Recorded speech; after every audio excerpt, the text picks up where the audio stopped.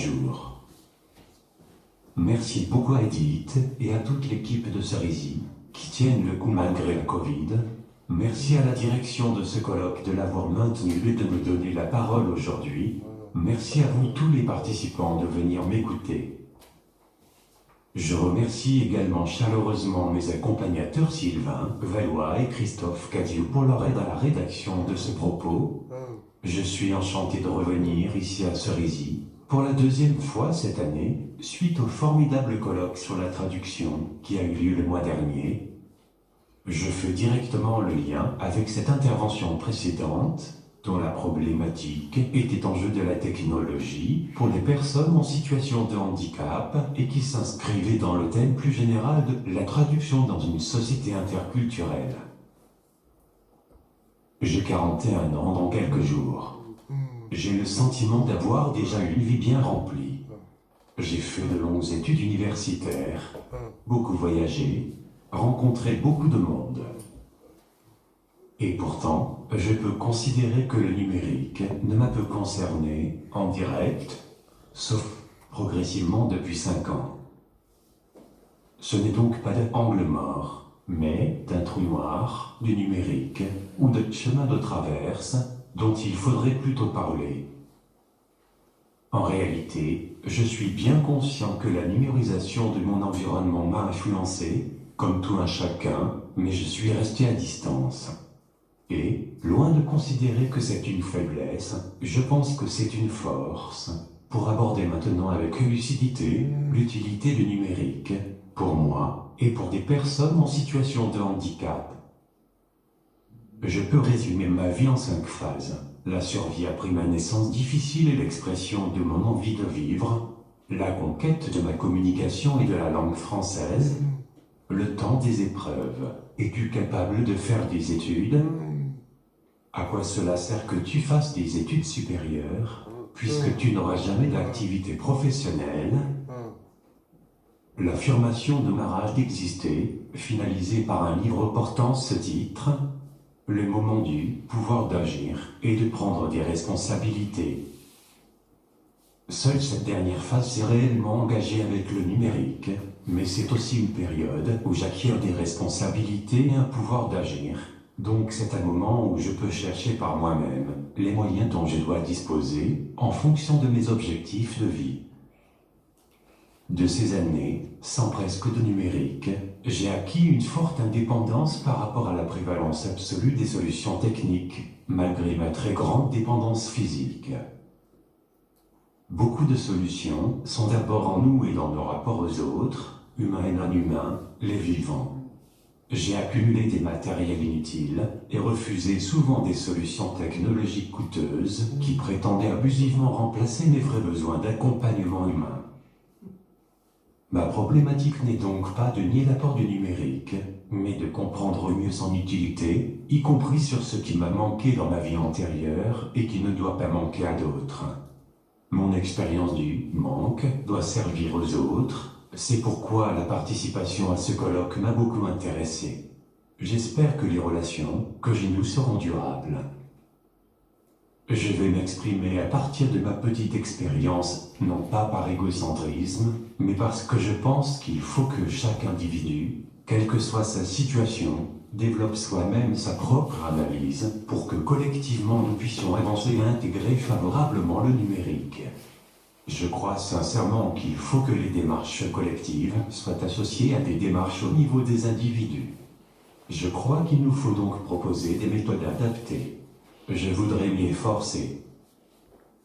Je m'exprime donc en tant que non-spécialiste du numérique, mais comme utilisateur un peu particulier, qui depuis très jeune soulève, souvent malgré lui, un grand nombre de questions importantes sur l'évolution de notre société. Je crois d'ailleurs que j'ai choisi de faire des études de sociologie à cause de cela. Je vais donc vous expliquer les questions que je me suis posées au fil du temps où le numérique est entré dans ma vie. Cela fera-t-il peut-être écho à vos vies, à vos réflexions ? Très intéressé par ce sujet, je reconnais que le numérique concerne toutes nos vies, que la mienne n'y fait pas exception, bien au contraire. Toutefois, je garde avec le numérique une saine distance, pragmatique, par rapport à mes difficultés propres et à la conception de ma place dans la société. Mais avant tout, laissez-moi, s'il vous plaît, me présenter un peu plus complètement. Je suis titulaire de 2 Master 2, un en sociologie et le second en pratique inclusive du handicap. Je commence une activité d'auteur, de conférencier et de formateur. Je rejoins cette année une équipe pédagogique dans l'enseignement supérieur, au sein même de l'institut de formation dans lequel j'ai obtenu mon 2e diplôme. J'ai un handicap de naissance, je suis infirme moteur cérébral et je n'ai pas l'usage de la parole, ni le contrôle de mes mouvements. Je vous parle via une synthèse vocale que je commande par voie oculaire. Je n'ai jamais prononcé un mot, ni écrit manuellement un mot. Je crois profondément que nous assistons à l'émergence d'une génération nouvelle de personnes en situation de handicap et de personnes dites valides qui ont à cœur de se réunir dans des projets d'avenir et porteurs de sens. Je me réjouis d'être un des représentants de cette génération. C'est le fondement de l'association Rage d'exister que j'ai créée avec quelques amis, association, que vous pouvez retrouver sur Facebook et LinkedIn. Je me dois aussi de préciser dans cette présentation le fait que j'ai été récemment nommé pour 3 ans de mandature comme personne qualifiée au sein du Conseil national consultatif des personnes handicapées et qu'au sein de ce CNCPH, je vais désormais présider le premier conseil pour les questions sémantiques, sociologiques et éthiques. Un honneur et une énorme responsabilité pour moi. En 2018, est paru mon premier livre, Rage d'exister, dans lequel j'évoque mon combat, notamment vis-à-vis de l'éducation nationale, qui a tenté à un moment de me dissuader de poursuivre mon parcours scolaire vers l'enseignement supérieur. J'y mets également en perspective les nombreuses difficultés sociales et culturelles que nous vivons, ainsi que les rapports, souvent humiliants avec les normes sociales ambiantes. J'ai forgé le couple de termondification et validification pour rendre compte de l'extrême tension entre injonctions contradictoires à travers laquelle nous nous construisons, nous les personnes en situation de handicap. Ma problématique aujourd'hui est d'associer mon rapport progressif au handicap et mon expérience de vie, de mon enfance à maintenant, avec les grandes transformations de la société. Un rapport ni spontané, ni simple. Je vais vous expliquer les moments clés des relations entretenues progressivement avec l'informatique et le numérique, en fonction des étapes de ma vie, de façon à pouvoir formuler les questions que je me pose actuellement. J'ai dû me battre pour faire reconnaître mon intelligence, et plus encore son intérêt et son utilité, notamment contre les canons de l'éducation nationale, d'ailleurs, à l'époque, très peu informatisé. On m'a proposé très peu de choses sur ce chapitre, tout au long de ma scolarité. J'ai commencé à m'exprimer par le langage spontané des signes. Dès ma plus tendre enfance, mes proches ont vu dans mes yeux pétillants que j'avais un grand désir d'entrer en relation avec les autres, une envie insatiable d'exprimer mes émotions et d'affirmer ce que je voulais, et une volonté farouche de communiquer. J'ai essayé divers systèmes de communication qui en étaient, à l'époque, dans les années 80, au premier balbutiement. À l'âge de 3 ans, dans mon premier centre, les professionnels, déjà amadoués par le mimique du visage, ont essayé de me faire pratiquer la machine Carba.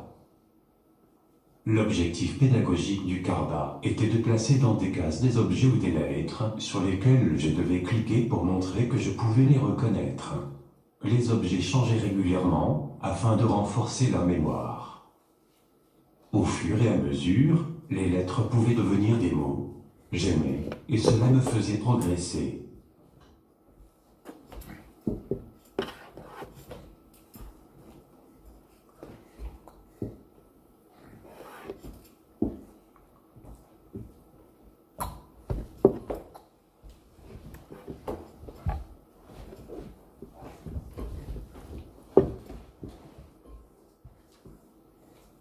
C'était aussi le temps des 12 premiers ordinateurs spécialisés. Je m'exerçais avec différents styles de licorne ou de contacteurs placés sur diverses parties du corps, tête, genoux. Une licorne, en plus d'être l'animal mythique et majestueux, est un système de casque mis sur ma tête qui me permettait de pointer des objets, des lettres sur un tableau, placé en face de moi directement sur mon fauteuil. En parallèle, j'ai un peu utilisé les symboles du système Bliss, mais cela ne me satisfaisait pas vraiment. C'était trop simpliste et je trouvais que je ne pouvais pas exprimer toutes mes idées et émotions. Dès l'âge de 6 ans, j'ai commencé à développer moi-même une méthode pour calculer et anticiper les jours, les dates et le fonctionnement du calendrier. Ma méthode s'est minutieusement affinée au fil du temps. Cela paraît insignifiant, mais ainsi, j'ai su m'organiser, anticiper, en un mot, m'autonomiser. J'avais un objectif, celui de prévoir le maximum de choses, compte tenu de mon entière dépendance aux autres. Cela me rassurait et me donnait l'impression d'être acteur de mon temps, sans quoi je déprimais. Je comprends aujourd'hui que je me construisais ainsi une sorte de béquille intellectuelle qui me permettait de compenser à l'époque, peut-être, un manque d'outils. Depuis, mon agenda est évidemment numérique. Cela fascine souvent mon entourage de voir avec quelle attention méticuleuse je tiens à jour mon agenda, maintenant numérisé. Suite à ces diverses méthodes d'apprentissage, même si je n'ai jamais prononcé un mot, ni écrit un mot de mes propres mains, j'ai quand même réussi à visualiser les formes des lettres et à construire des mots, des phrases. Et mon principal moyen d'expression est devenu l'épellation, lettre par lettre. On me dicte d'une certaine façon l'alphabet et je réponds par des mouvements de ma tête et des yeux, oui ou non. Je l'ai inventé avec ma famille. Mais, au fait, quand ai-je vraiment rencontré le numérique ? Une question majeure dans ma relation avec l'informatique est celle de l'interface. Étant limité dans mes capacités d'action physique, l'interface qui m'est proposée est une condition majeure de mes possibilités d'accès à l'ordinateur. Mes premiers pas avec le numérique, vers mes 7 à 8 ans, je les ai faits avec Hector, un ordinateur avec un logiciel de synthèse vocale et une petite imprimante intégrée. Je le commandais avec ma tête. L'avantage principal était que je pouvais communiquer de façon autonome. L'inconvénient premier était l'accent suisse du logiciel qui me troublait. Moi qui raffole du chocolat et de la fondue suisse, j'aurais quand même préféré avoir une voix sans accent suisse. Autres inconvénients majeurs, le fait d'avoir une interface supplémentaire entre moi et mon interlocuteur, ainsi que la grande frustration d'un système trop lent par rapport à ma pensée. Pendant toute ma scolarité secondaire, rien. Aucune proposition d'informatique et de numérique. Rien. J'ai bien fait quelques tentatives personnelles, mais trop difficiles d'utilisation pour moi et mes accompagnateurs. Dès la fin du lycée et au début de mes études supérieures, j'ai eu la possibilité de travailler avec un ordinateur. Cependant, ce n'était pas moi directement qui me servais de cet outil, mais là où les personnes qui travaillaient avec moi.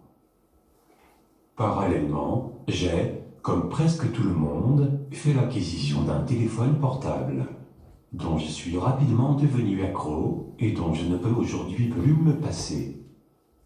Mais je ne pouvais alors l'utiliser moi-même. J'étais toujours obligé de passer par une tierce personne. Cet outil me permettait cependant en 2008 d'être déjà dans une relation directe avec mon entourage, mes accompagnateurs écrivant mes messages que je leur dictais grâce à mon système d'épellation. Ce dispositif ne m'était donc d'aucune utilité lorsque je me retrouvais seul. Ce n'était donc pas un facteur d'autonomie, mais plutôt un simple facilitateur de ma relation au monde. Ce trouble, ces difficultés par rapport aux interfaces et à l'utilisation en autonomie ont façonné plusieurs réflexions chez moi.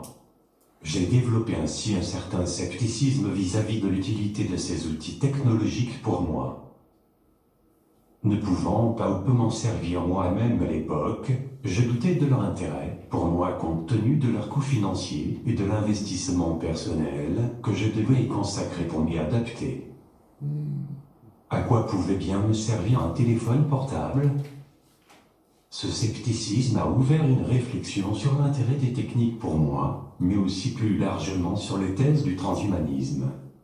Je voyais dans cette évolution un certain danger que j'ai exprimé alors. J'ai donc mis du temps à me réconcilier avec les outils du numérique.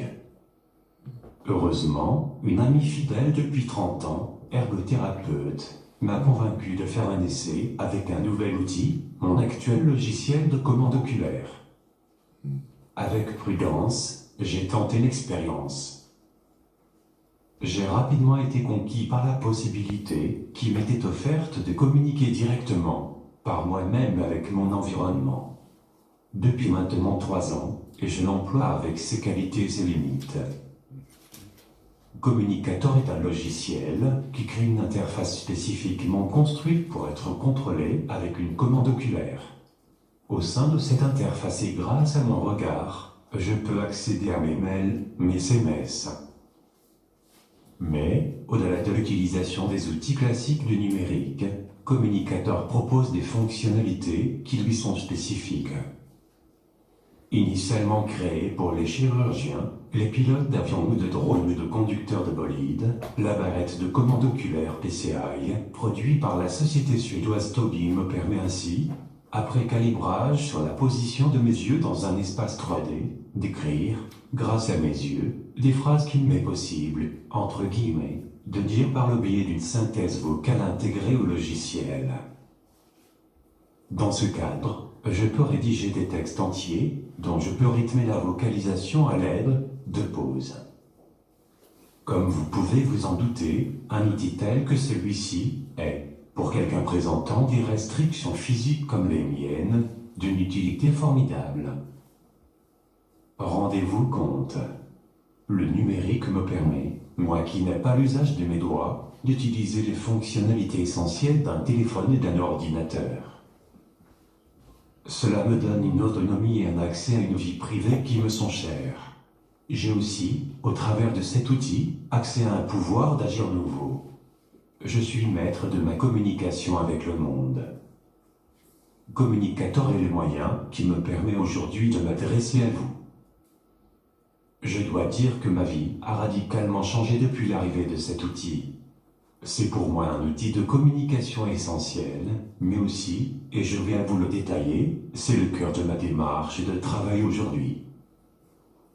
Cela me permet de développer à la fois ma vie sociale et ma présence professionnelle et publique d'une manière qui me satisfait chaque jour davantage. En équipe, notre utilisation des outils du numérique se développe. Depuis le début de l'année 2020, j'ai profondément changé ma façon de travailler en équipe et cela génère de nombreuses réflexions vis-à-vis de mon autonomie et de ma capacité de travail. Auparavant, j'utilisais énormément mon logiciel Communicator pour la création de mes écrits. Je rédigeais donc moi-même, soit seul, soit sous la dictée, soit en collaboration avec mon équipe, les phrases constituant mes mails, mes conférences et plus largement mes interventions. D'un côté, cette méthode assure ma participation, ma compréhension et mon engagement dans les sujets que je traite. De l'autre, cette autonomie est, pour moi, une contrainte temporelle majeure. Si je suis seul, je mets en effet un temps très important pour rédiger une phrase, ce qui rend la rédaction d'un écrit très longue. La solution inverse, impliquant que la personne, qui travaille avec moi, écrit elle-même le texte en me consultant, n'est pas satisfaisante. J'ai du mal à réfléchir sur un texte que je ne peux pas visualiser directement. Nous avons trouvé une solution, je produis un écrit très bref, condensé, de mon expérience et mes connaissances, sur le thème qui nécessite une intervention sur mon logiciel Communicator. Dans ce contexte, J'ai entrepris une réflexion méthodologique approfondie sur le travail individuel et collectif, en me servant des travaux de Helen Galley sur le mode de fonctionnement de Stephen Hawking, exposé dans son livre « À la recherche de Stephen Hawking ». Tout comme lui, je ne peux développer pleinement mon pouvoir d'agir qu'en collaboration avec le réseau, humain et non humain qui m'entoure. Ces travaux sont largement inspirés des recherches de la sociologie de la traduction de Bruno Latour notamment, et des concepts d'acteurs réseau et d'intelligence redistribuée. La personne qui travaille avec moi reprend ce texte sur un autre ordinateur, dont l'écran est projeté face à moi. À partir de ma réflexion initiale, le travail de formulation et de rédaction commence. Ceci est rendu possible par une communication constante entre mon accompagnateur et moi. Son rôle est alors de me faire, autant sur le fond que sur la forme, des propositions qui viennent alimenter ma réflexion sur le sujet. Je valide ou non ces propositions et en fais à mon tour. Une fois cette gymnastique achevée, le texte est collé dans mon logiciel de synthèse vocale et nous le retravaillons ensemble pour que la prononciation et le rythme me conviennent. Ma compréhension de mon identité d'acteur réseau, en parallèle avec cette explicitation des modes de travail de Stephen Hawking, m'ouvre beaucoup de perspectives. Cette compréhension m'a fait voir l'articulation entre la pensée individuelle et le travail collectif. J'entreaperçois maintenant ce que pourrait être un outil numérique qui soutient et donne de la profondeur à une action de réflexion. Le directeur de TF1 Patrick Lelay disait un peu cyniquement en 2004 « Notre travail consiste à rendre disponible le temps de cerveau auprès de nos annonceurs publicitaires. » Mon intérêt pour le numérique se détache fortement de ces considérations. Mais je crois que c'est peut-être à travers ce souci d'un usage utile, maîtriser des outils du numérique, que ce dernier doit être interrogé. Partir de mon expérience est, selon moi, un angle mort qui permet de travailler avec vigilance, cette capacité à contrôler sa pensée, assistée par le numérique. Retournons cette remarque du directeur de TF1. S'il était, au contraire du vol de nos cerveaux disponibles, de nos consciences, un outil permettant de les développer et de les mettre en lien, c'est, en tout cas, l'usage que je tente d'en faire dans ma vie. Il est vrai que la puissance du numérique et l'étendue de son emprise sur nos modes de fonctionnement et de communication est préoccupant. Il faut garder cette préoccupation en tête et ne pas baisser la garde.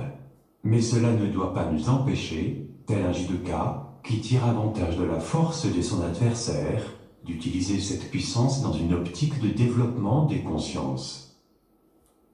À ce titre, ma difficulté dans le rapport aux interfaces numériques est pour moi une chance.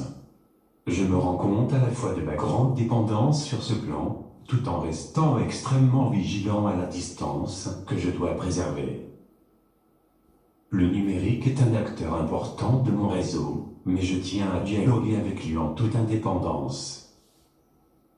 C'est ce qui motive ma réserve vis-à-vis de travaux proposés notamment par Elon Musk, concernant l'implantation dans le cerveau d'une puce électronique.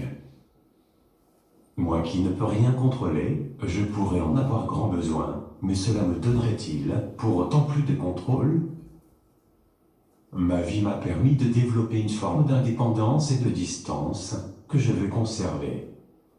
Cette distance me permet de me couper de mon réseau, de penser par moi-même. Je tiens à ce choix, à ce pouvoir d'agir, avec ou sans cet acteur numérique.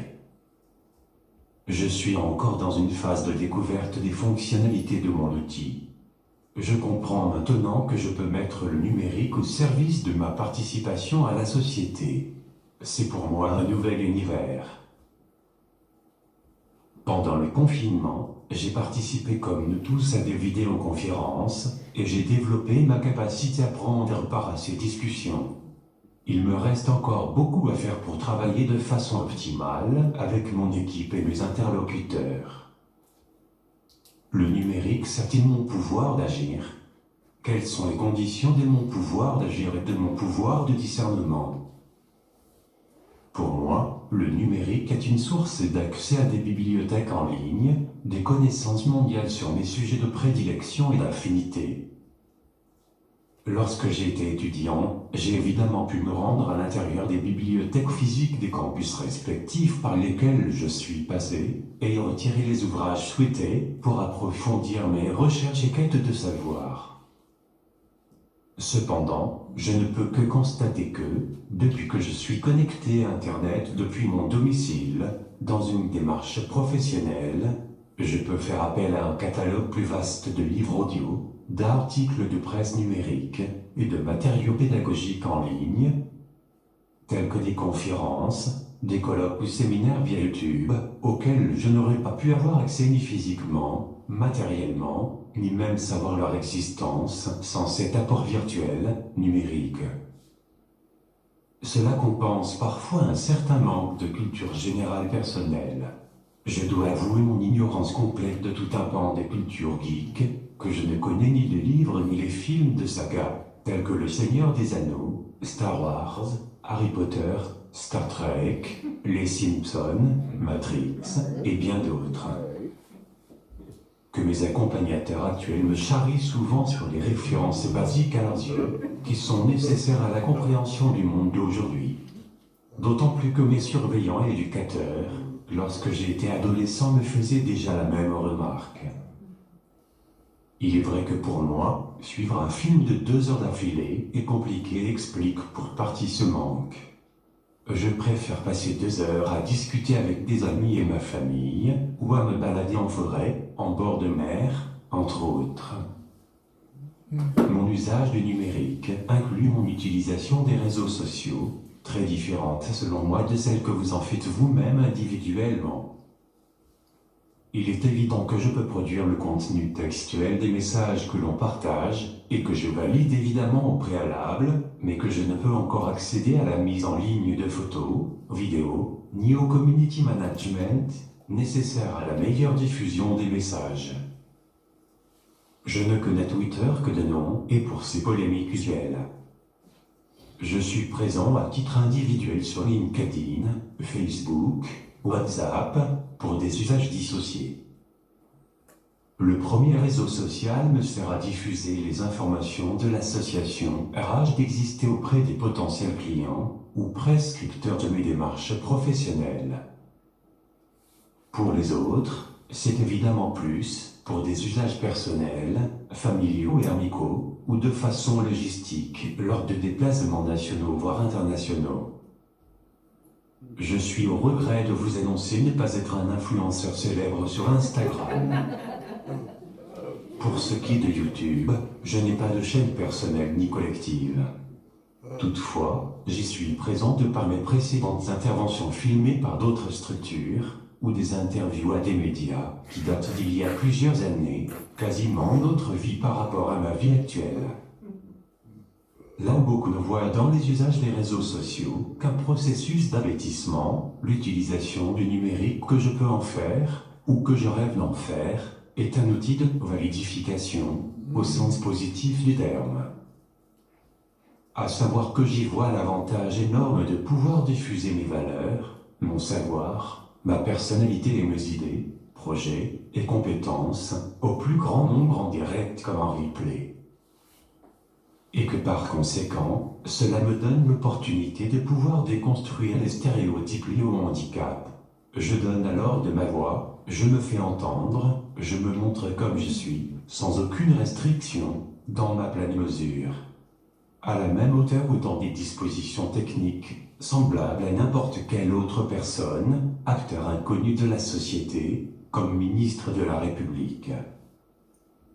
Mon intervention solo aux universités d'été du CNCPH, fin août 2020 en est l'exemple parfait, en live sur Facebook. À l'inverse de mes années d'études à Vaucresson ou à Nancy, où on me faisait croire que j'ai été apte à étudier sans me donner les moyens de l'être.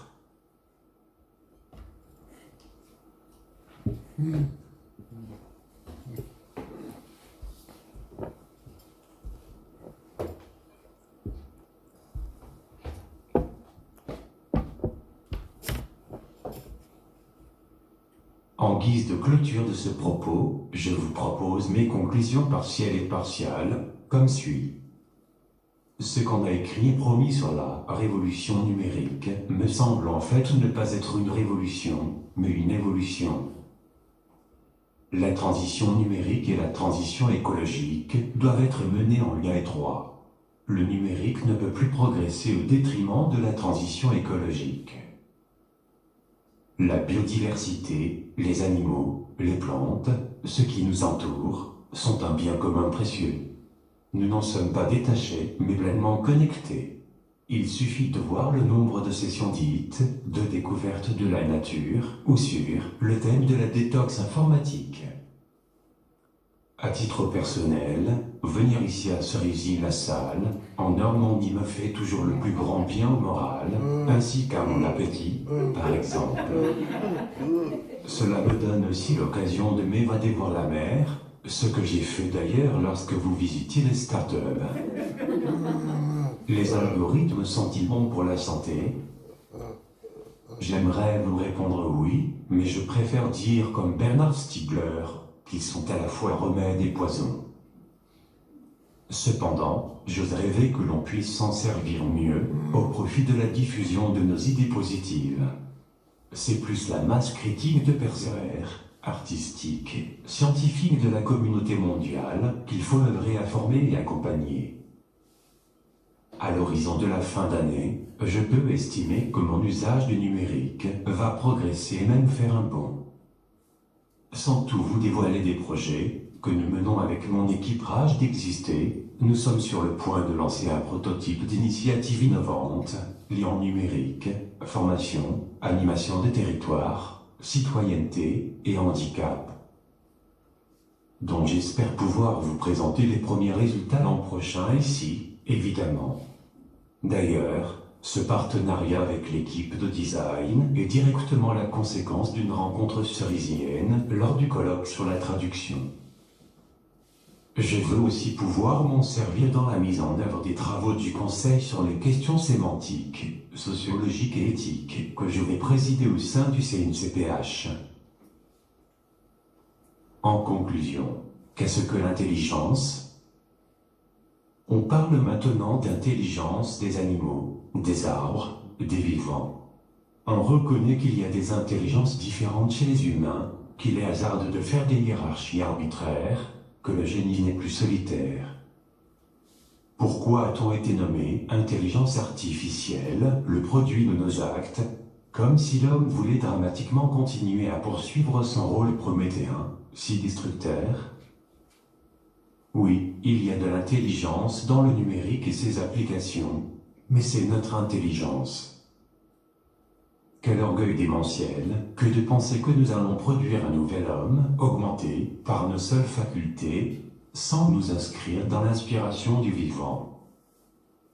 Ne devrait-on pas parler d'intelligence humaine collective étendue, plutôt que d'intelligence artificielle? N'est-ce finalement pas cela le principal angle mort du numérique? Je vous remercie chaleureusement pour la qualité de votre écoute.